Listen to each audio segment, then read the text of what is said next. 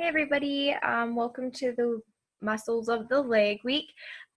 So this video is kind of going to be long, so I apologize for that, but I'm going to try to go over as much as I can in this video. So I guess I'm going to start with the butt muscles. And so the gluteus, I like using this figurine to learn the muscles of the leg. I think it's the easiest to see them.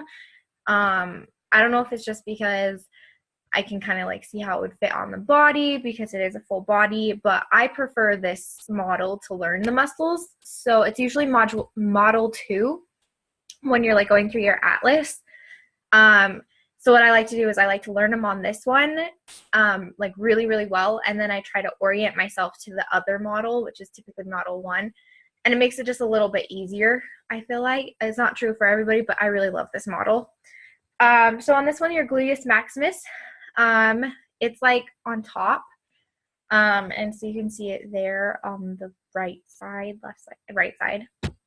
And I like to think of like the gluteus muscles as like kind of like an onion. Well, actually, I think about all the muscles as kind of like onions, where you have like layers. So if you pull one of the muscles up, there's going to be another muscle underneath it. So when you pull the gluteus maximus up, you get the gluteus medius. So here they've removed the gluteus maximus.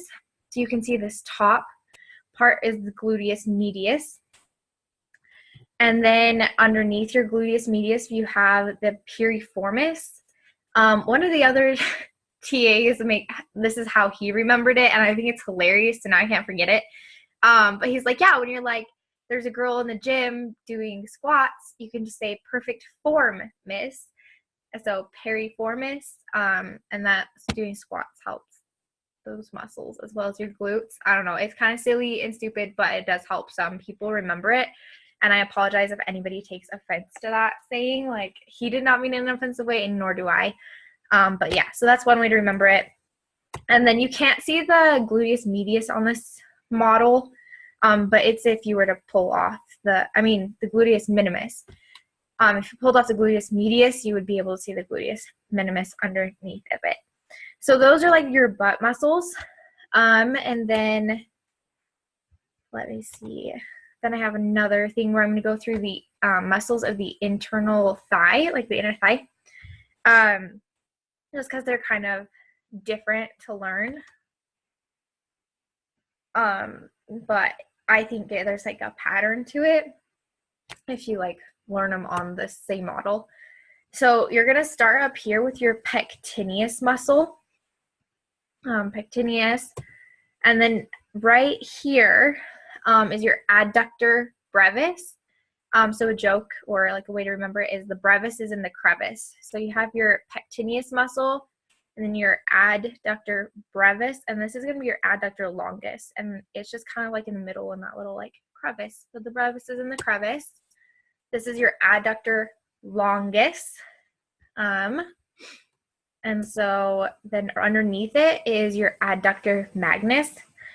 So I'm just going to stop real quick and review like what we've went through real quick, I guess. It's kind of hard to do this on videos because normally I would just quiz you, but I can't do that. So this one up here is your pectineus, and then your adductor brevis, your adductor longus, your adductor magnus, and then right here is your gracilis.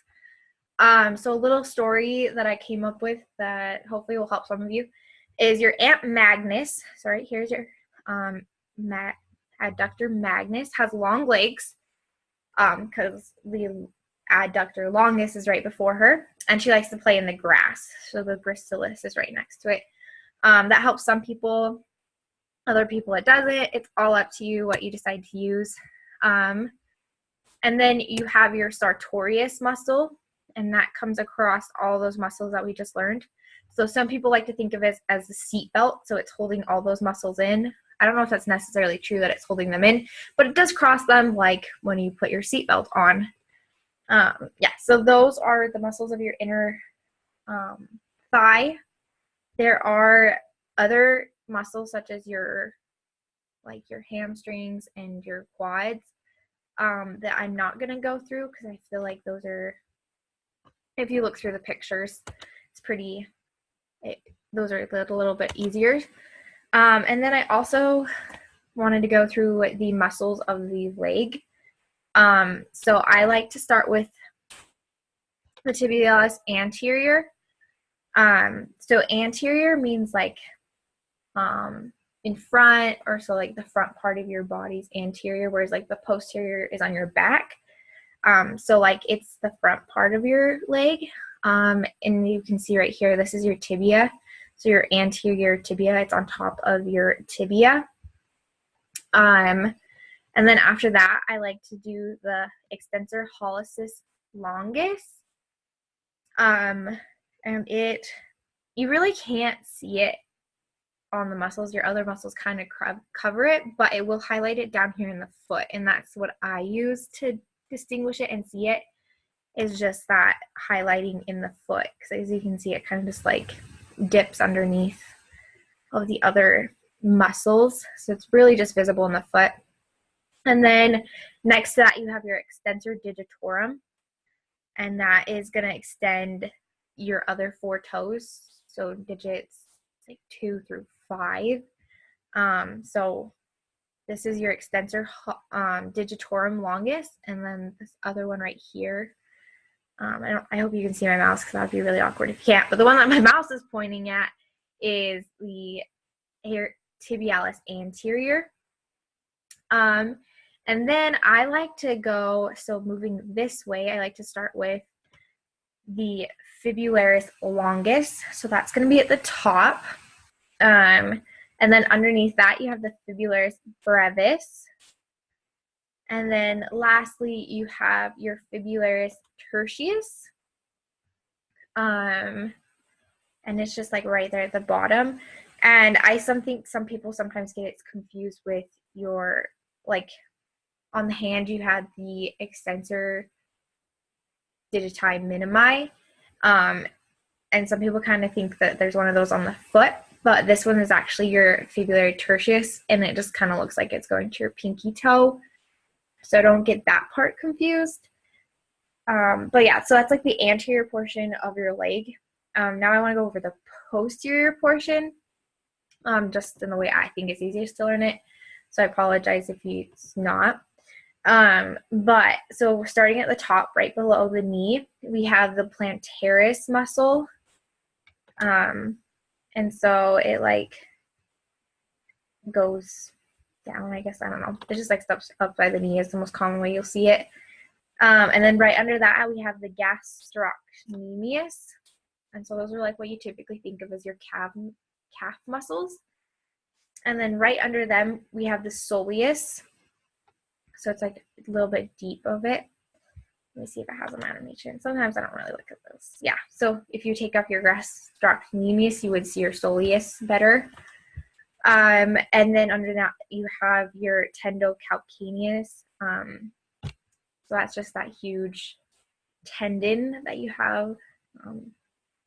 Yeah, and then if you were to take off your soleus and your gastrocnemius, you can see your popliteus. And so it just goes from like your epicondyles. Actually, it's going to go from the lateral condyle of your femur to the popliteal line, which you didn't learn in the last section, which is kind of confusing, but that's fine.